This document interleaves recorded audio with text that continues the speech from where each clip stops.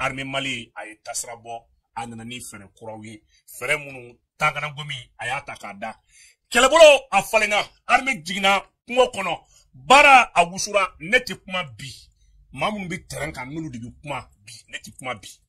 n tɛ kuma bi n tɛ ne kuma dɔ ye n bɛ kuma di terrain kan mɔgɔw de ma o de y'a to maa minnu bɛ yen dugudenw ale ni o kumana masahalenw minnu bɛ terrain kan ani danasama an ma se k'u mɔgɔw wɛrɛ an bɛna olu ta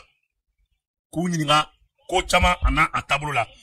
video aw k'aw ta kɛ partage ye aw k'aw ta kɛ partage ye aw k'aw ta kɛ partage ye partage o kana jɔ n badenw n bɛ k'a lajɛ a ye partage a y'a bonya kosɛbɛ a ka taa an ka chaîne YouTube fɛnɛ kan a ka taa nin ɲɔgɔn partagew fɛnɛ a ka taa olu kɛ yen o bɛ diya an ye kosɛbɛ hali bi an bɛna an ka maa welelenw an bɛna u ta k'a lajɛ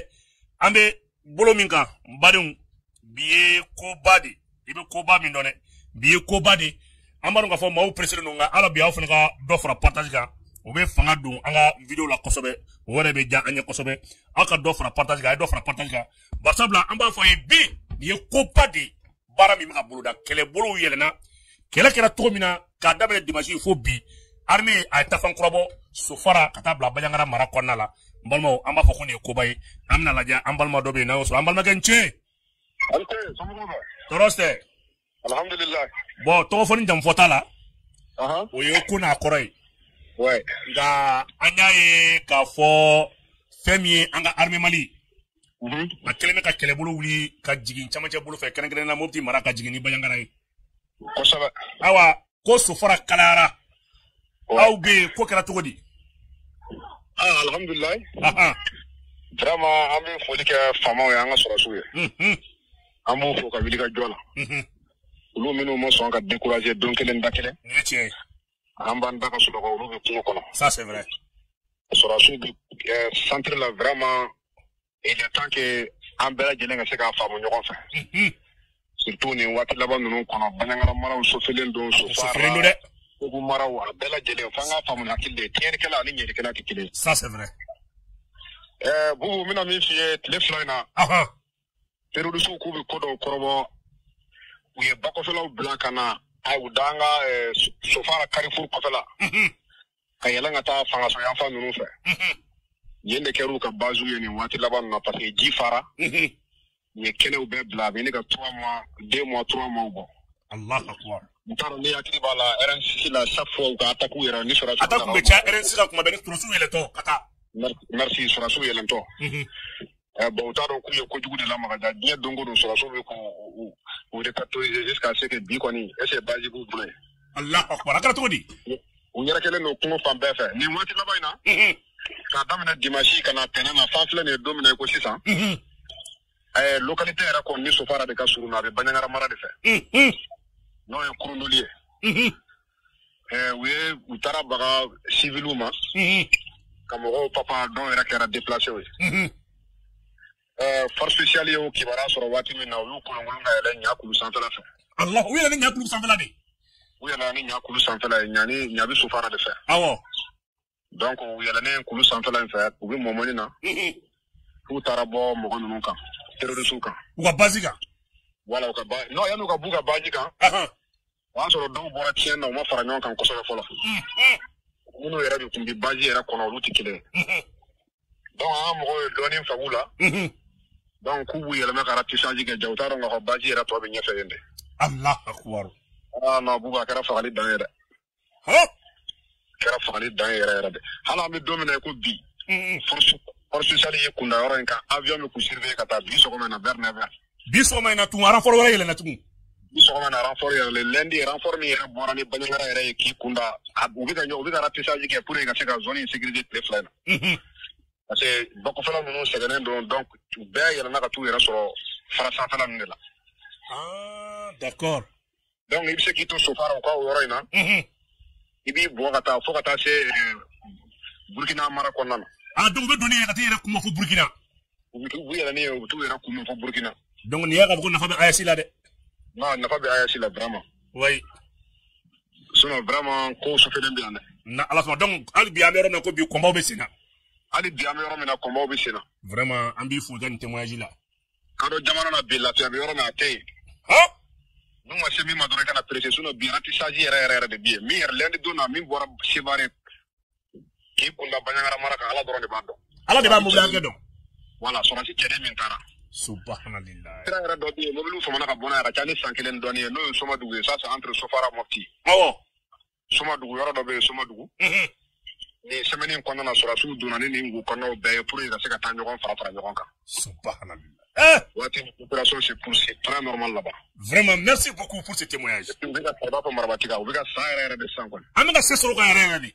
Vous connaissez dans les dos. Ni boni de do parce que dans le même basi ci trop be yere kedi. Bon ka fa non ta de sey koy. Ki ni ga bo ka ti do ko ko ma so la mo ba ko ko mo ko. Awo. Ko ko mo ko. Ni mo ko na pari ma ko ko mo ko ga bangon c'est fini. Ça c'est vrai. Kera baga. Ala ka fa mo ko ni manda mo. Ambina nabi, merci beaucoup. Merci.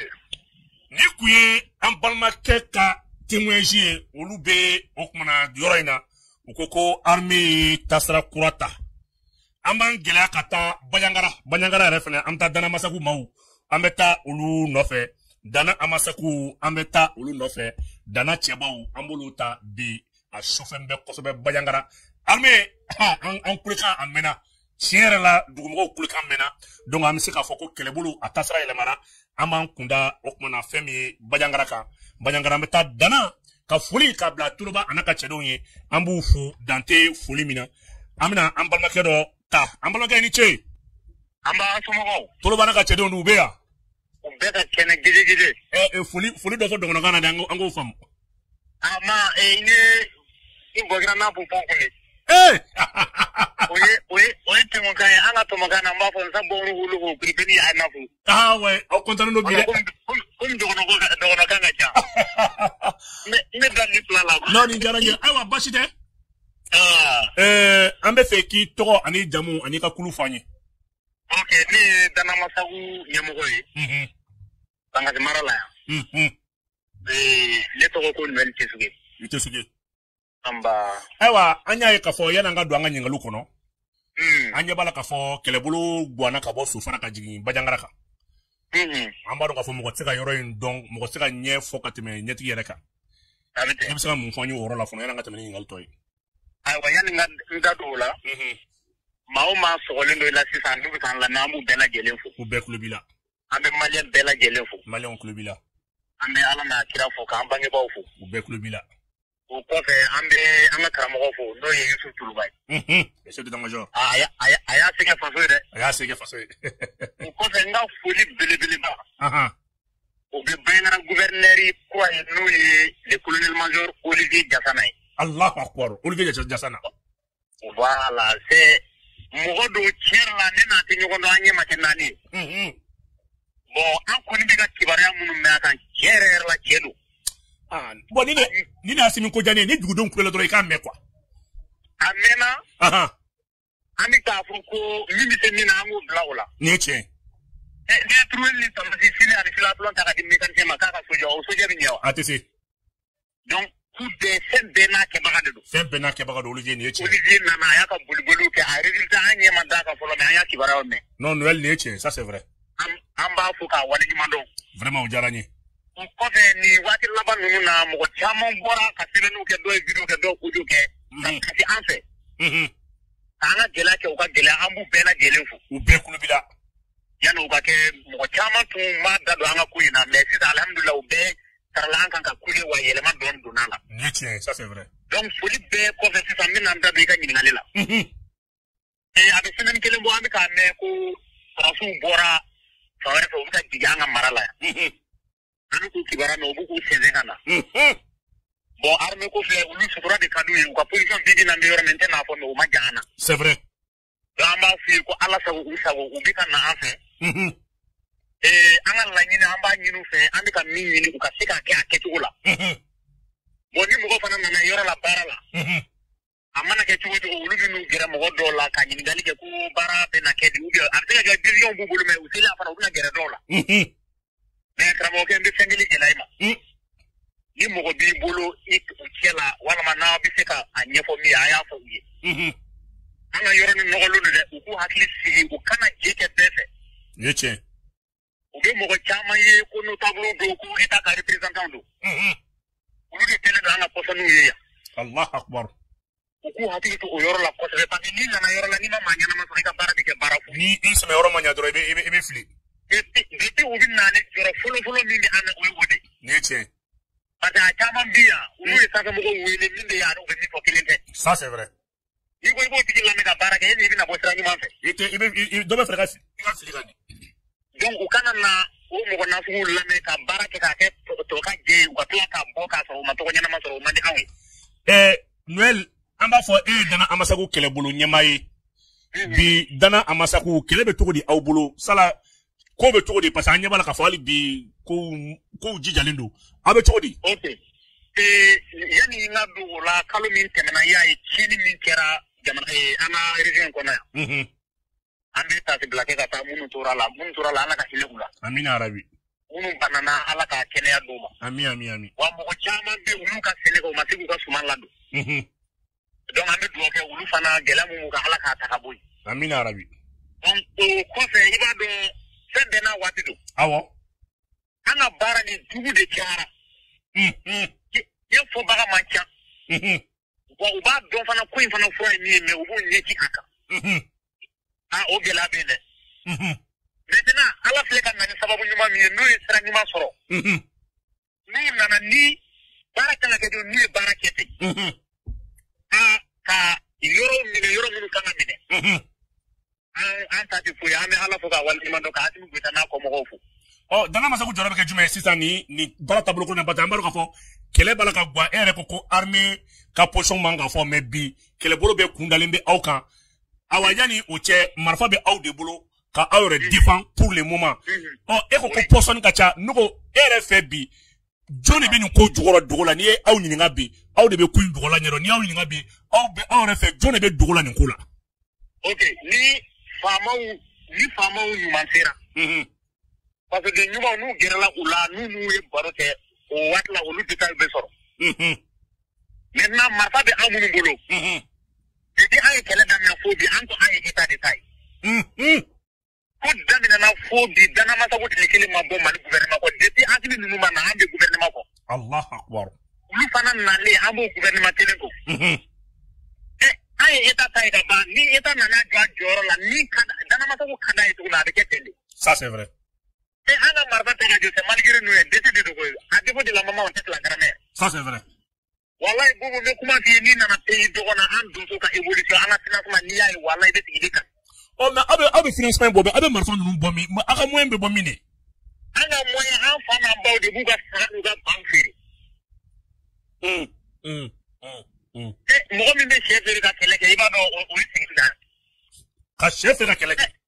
Ka chef de ka banfiri ka saga feri ka ta do kele la ya ka dugu kana wili. Donc abo gela de kono ni mo na ka di do ni ko je ko dabla o ni ko dumande. Mais bingalim be ke awkani. Anya mo mun be na ifta soro be yoro ndon. Ni nyinga bi ni nim se ke mo façon jumay. Ni mo na fu be ko kela. Ni dina e ka ta de dugu kono ka bo dugu li de ba nyef. Nietzsche, ça c'est vrai. Ado fara le no ka baraka do bi fara u kan de na fu ni yere traka. Wor bubulo. Mami be sankuru karabe ate wa muga soro ni nana wake na propose ni na ta atake o. Fuka tenaka. Mugo soro la ya mini ka wili soro sula. Ni sere ka mini kele place na explosera 40,000 de dima. Ni mini place mali soro su nya ni mini sere ka wili ni soro su 40,000 de dima. O 40,000 oni aye na resira o primu fanante. Mini denda o be benjulima. Wa bishigi. Mami te wa tan soro na yo atake o. Abake. Ube do la bara la se malgré ni ma ke ubi faka o fana tabe. Mais ni mini wile ni soro su yesa o fana juli. Sa ni mini wile ni o ya ka ken wa sigi ni ube do fana ka war mi kenga. Allah akbar. Donc a ko be tende wa yoro nu bita ataki ke bita soro yoro information be mu bulu. Parce que ko ana yoro no golendo mo ta do mi ko de la ni ba gere mo na fu do la ka trata. Iti bla divi kono idi ka ko be ke tenye ko ka kula. Mais andu fe ko bi amedom ko bi armée kleme ka jigi yoro la nga ere bora ka kuma fo ko o kuma na femi ma jugu yoro nogolendo yoro be nogoni o kuma na jamana deun yere de o du ko na ke tugudi o fili be don tugudi o fili nu na na be segina kuma ka nu na na nu di yoro ni na nu gere la fa ko de ni na pa yan o ka se o fa na da enquête ko. Ça c'est vrai. karisa bɛ taa n'u y'o ɲɛ sɔrɔ olu de bɛ sira dɔw la nin yɔrɔ in n'a bɛ taa nin yɔrɔ jɛlen don n'aw bɛ taa nin yɔrɔ nɔgɔlen don ni digili kɔnɔ ni mɔgɔ nasugu de bɛ taa renseignement bɛɛ b'u bolo d'accord parce que n bɛna o yɔrɔ min fɔ sisan i b'a dɔn an ka mara min a bɛ ka accord kɔni kuma mɛn ka taa awɔ an bɛna se accord ma o an ma se accord kuma ma fɔlɔ donc continuons d'accord n bɛ fɛ k'i ɲininka kuma filanan min na bi bi in na ni ala y'a kɛ marifa bɛ aw bolo marifa bɛ armée bolo i yɛrɛ bɔra k'a fɔ a bɛ kɛ ɲɔgɔn dafalan de o dafalan in bɛna kɛ cogo di parce que an y'a ye gɛlɛya caman bɛ kɛ ni yɔrɔ nettoyera ka kila k'i kɔ don yɔrɔ la mɔgɔ jugu bɛ segin ka na min ka di aw ye ni armée nana n'a sera k'a ka baara kɛ i kalo in kɔnɔ gouvernement ye décision dɔw ta ka comité dɔw sigi ka DDR mɔgɔw nommer n'o DDR segira marifa minnu b'an bolo o ye faso ta de an b'o to yen min bɛ taa fara armée kan a bɛ fara armée kan ça c'est vrai donc an ka laɲini o de laɲini wɛrɛ tɛ an bolo ni parce que kɔɲɔmuso ye bali dilan da o fana ye kasara ye dɛ ça c'est vrai min bɛ se ka kɛ ni armée min sera ka na an bɛ k'a mɛn a bɛ ka gɛn n'u nana baara kɛ fo yɔrɔ de bɛ u kan yɔrɔ minnu minɛ awɔ fɔlɔ olu kan ka yɔrɔ minnu minɛ walasa baara bɛ nɔgɔya mais ni an kulela sa u bɛ naani n'u nana tɛmɛ ten ka taa k'an sigilen to est-ce que n'a ye marifa bila a bɛ bɔ ye wa non n'a ye marifa bila mɔgɔ jugu bɛ se ka segin ka na tugun très bien donc ni précaution taara mɔgɔ jugu tɛ se ka na cogo min awa Noël n bɛ fɛ k'i ɲininka an dun y'a k'a fɔ baara bɛ sɔn ka compliquer parce que ko dugu caman de ye accord signé hali n'a sɔrɔ a man d'u ye i ka hakilina ye mun ye o dugu bɛ dɔn cogo di accord ninnu sigilen bɛ mun kan mun de don sisan de an sera a cɛminɛ yɔrɔ ma an ka mara la accord bɛ yen mais accord ye qualité fila de qualité fila accord fɔlɔ ONG dɔw de bilara mɔgɔw ɲɛ Allahu akbar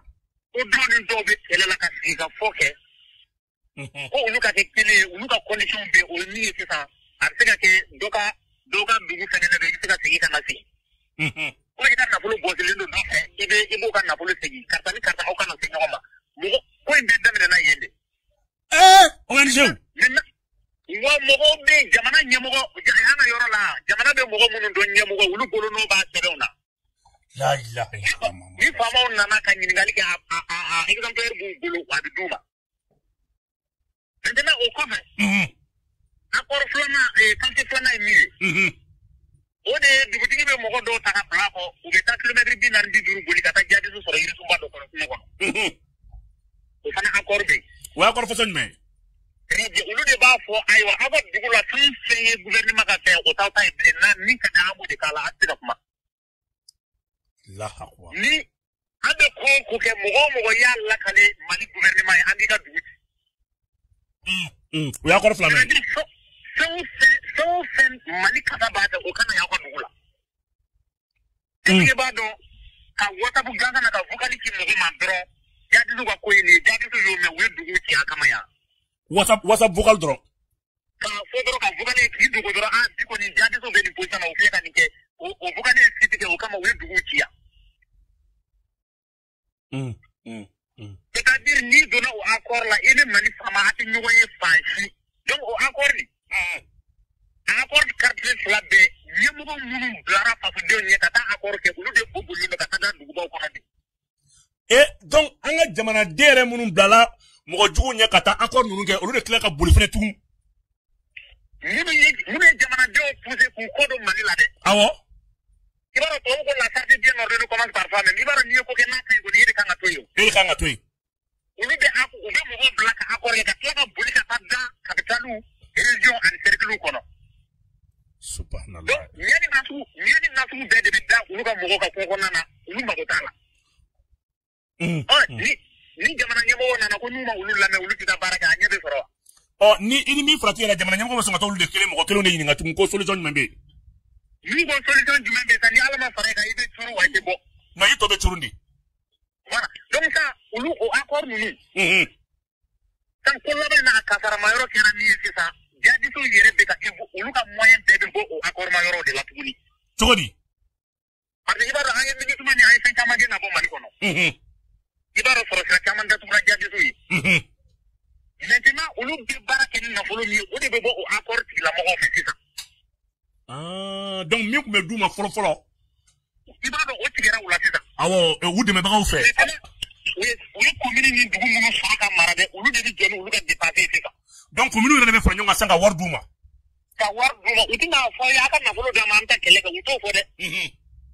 u b'a fɔ a ye jɛgɛw fara ɲɔgɔn kan an ka dugu ye nin sariya fɔ n'a ma nin nafolo hakɛ di an b'aw ka dugu ci bagan b'a yɔrɔ la a bɛɛ y'o ta ye wa u bɛ tila ka o accord yɔrɔ mɔgɔ de utiliser comme olu kelen tɛ se ka na anw cɛla ka na u ka balo ni fɛnw san carburant san u b'o accord mɔgɔ de utiliser sisan ka don anw cɛla ka n'u ka fɛnw san ka taa ka n'u ka carburant ni motow ni téléphone ni balow ni fɛnw san u b'o de san ka taa fɔlɔ maa min ka commerce sur a wari tɛ tɛmɛ 500 kan bi a caman bɛ u ye mɔbiliw san la jan yɛrɛ bɛ ka yɛrɛ faga bon sisan o tigilamɔgɔ ni sera o ma sa ou bien i tigi donso i bɛ se k'a minɛ ou bien n'i ye ko dɔ kɛ olu somɔgɔw de bɛ tila ka wuli ka taa se faamaw ma donso fana bɛ ka bin an kan donc faamaw fana bɛ an donso wele i ye denkɛ ou bien i bɛ ka bin mɔgɔ kan a tigi bɛ bɔ a bɛ taa mako dilan ye. donc si je comprends bien hali ni kɛlɛ kɛra n'a aw bɛ dadigɛ mɔgɔ jugu la o mɔgɔ minnu ye accord signé n'u sigira duguba kɔnɔ olu de bila ka vidéo ni weleliw kɛ tugun u bɛ ka bin an ka mɔgɔw kan ka jamana yɛrɛ tɔ coro. merci n'i ye mɔgɔ ye duguba kɔnɔ san donso y'a dun ta a y'a bɔ tan. e k'a ɲininka dɔrɔn a ye mun de kɛ so ka bɔ ou bien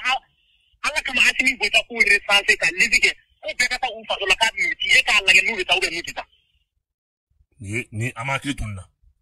bon o yɔrɔ de faamaw de fana gannen don ye u mago tɛ anw kumakan na dɛ u bɛ olu de lamɛn ko olu de ye notable k'olu de ye représentant k'u bɛ olu lamɛn an ka ko ɲɛ bɛ sɔrɔ ma.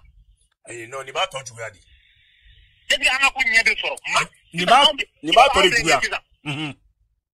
an bɛ taa donso dɔw bila yɔrɔ dɔ ye donso 40 donso 60 yɔrɔ la ni kimini kɔnɔ bɛ daraka dun u bɛ tilela dun u bɛ surafana dun an de bɛ boli kɛ k'u balo ɲini k'u ka arme n'u ka munition ɲini kɛlɛ ka kɛ est-ce que diɲɛ nin kɔnɔ o ka di maa jumɛn k'a kɛ ka taa sa ou bien ka bana fu. mais i bɛ mɔgɔ de sɔrɔ min bɛ anw lagosi o la ale bɛ an lagosi dɛ mais a yɛrɛ cɛnni min kɛ a t'o fɔ maa ye. non nin ko in ɲɛ ka don. a fɛn o fɛn bɛ taa kuma fɔ ye k'a fɔ an ka yɔrɔ ko bi kɔni vraiment cɛ ni ko faba i bɛ taa sɔrɔ accord de b'a yɔrɔ la olu somɔgɔw de feere ka t'u ta ye. ni olu ko faba cɛ e k'u ci ba ye mission dɔ la k'u ka taa semaine 2 ɲɔgɔn kɛ u tɛ se ka taa u ka so. nin ye tiɲɛ. ni yɔrɔ ɲuman don u tɛ na wa. u bɛ na. o de la ni aw ma gɛrɛ mɔgɔ nasugu dɔw la an ka secteur la yan réalité caman bɛ a tɛ dɔn. aw bɛ mɔgɔ minnu dɔn aw bɛ baro kɛ minnu fɛ fɛn min bɛ yan u bɛ min fɔ a ye u b'a ɲɛjugu de fɔ aw ye. nin ye tiɲɛ. donc bi bi in na terroristes bɛ ka évoluer ni accord mɔgɔw ka nafolo de. wa u bɛ olu de utiliser fana olu de bɛna carburant n'u ka balo san anw cɛla ka taa d'u ma kungo kɔnɔ. wayi. wa accord min ye kasara min lase an ma terroriste n'a ka marifa ma se k'o lase an ma. nin ye tiɲɛ. dɔw bɛ u yɔrɔ ka jan donso ni armée na tiɲɛ don olu accord kɔnɔ olu bɛ se ka accord kɛ pour que u ka lafiya mais i bɛ taa sɔrɔ dɔw ka surun faama na mais u ka ɲɛmɔgɔ bɛ wuli ka jɔ kolokoto ko fo u ka accord kɛ jadiro fɛ jagoya la. o ye maliyɛn dɔ ka baara ye. wallahi ka wuli jadisi ma se u ma k'a fɔ an ye kɛlɛ kɛ an ma se u la o tɛ ou bien ni olu bɛ wuli dɔrɔn ka dugumɔgɔw bɛɛ kunkolo ɲagami fo accord ka kɛ u ka bɔ Mali kɔ ka tugu jadisiw kɔ. non ni kɛlɛ ɲagamisɛn. wa u bɛ dutigi bɛɛ fara ɲɔgɔn kan ayiwa jadisiw ko an ka na ni nin de ye dutigi bɛɛ b'a ta di n'i m'a di i bɛ wuli ka bɔ yen. ou bien jadisiw bɛ na dugu kɔnɔ ka tasuma don u dɔrɔn ka so la ka so tɔw to yen. tiɲɛ yɛrɛ la. i mɛnna kumaw na mɛ nin nasugu a tɛ nin mɛn bɛɛ da dɛ. ayi nin tɛ mɛn ni maa min tɛ tɛrɛn kan o de y'a to ne ko in filɛ nin nka a lagali ka ɲi a dɔnbagaw de da. et puis ne bɛ banga cercle kɔnɔ ne tɛ maa dogolo ye ni n ye nkalon da min na min ka d'o tigi a bɛ se ka yɔrɔ min ka d'a bɛ se ka n wele. donc an bɛ o gɛlɛya de kɔnɔ bi donc sisan